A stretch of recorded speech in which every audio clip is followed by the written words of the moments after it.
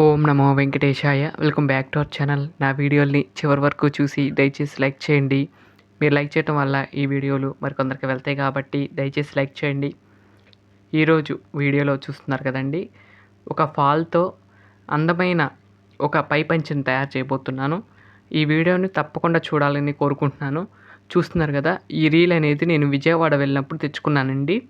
ఆ మొత్తం రీల్ కూడా మొత్తం కలిపి నాకు 100 రూపీస్ ఏమో పడినాయండి.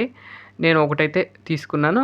మినిమం 9 మీటర్స్ ఉంటుందని నాకు తెలిసిన వాళ్ళు చెప్పారండి. 9 మీటర్స్తో ఈ విధంగా అయితే ముందుగా అయితే పై పంచెను రెడీ చేద్దామని ఆలోచిస్తున్నాను. చూడండి, ముందుగా అయితే వైట్ పంచి లాంటిది, ఇది యాజువల్గా మనం ఫాల్స్ అంటారు కదండి, ఆ ఫాల్ అనేది తీసుకున్నాను. ఇది చిన్న సైజు ఫాలేనండి, పెద్దది కాదు. చిన్న సైజు ఫాల్తో మనం ఎలా కుట్టుకోవాలనేది స్వామివారికి పై పంచలు అనేది, అలాగే పంచిలా కూడా కట్టుకోవచ్చండి.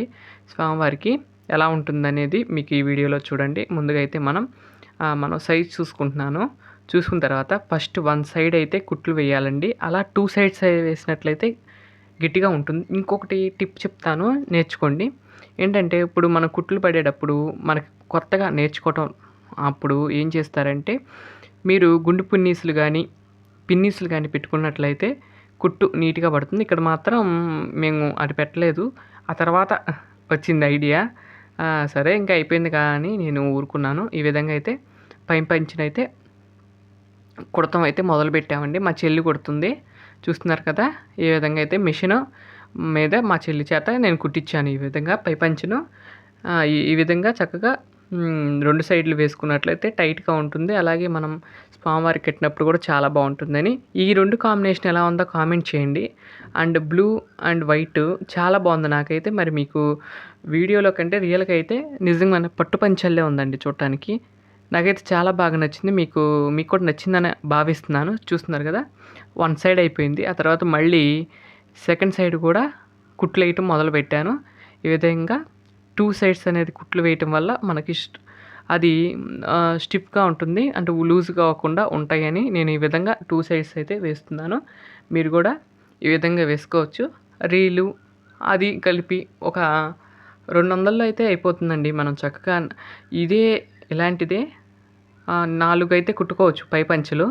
ఒకసారి 100 రూపాయలు పెట్టి తెచ్చుకుని, తర్వాత ఫాల్ తెచ్చుకుని ఈ విధంగా మీరైతే చక్కగా కుట్టుకోవచ్చండి స్వామివారికి.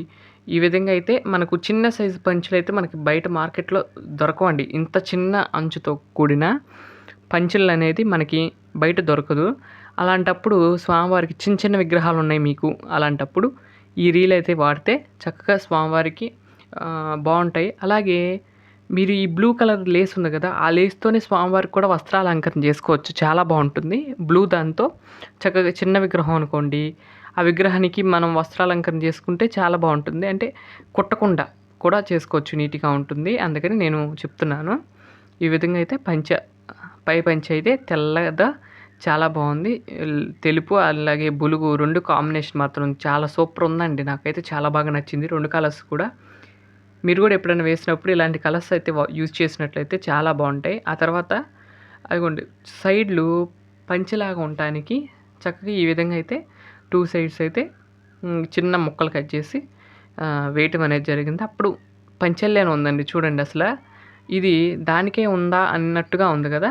చూస్తున్నారు కదా, అయిపోయినాక ఈ విధంగా అయితే పంచె అయితే మనం ఈజీగా రెడీ చేసుకోవచ్చు. స్వామివారికి, ఏ స్వామివారికైనా కూడా, చిన్న విగ్రహాలకి, అలాగే అమ్మవార్లకి చీరలు కట్టుకోవడానికి కూడా చాలా బాగుంటాయండి ఇవి.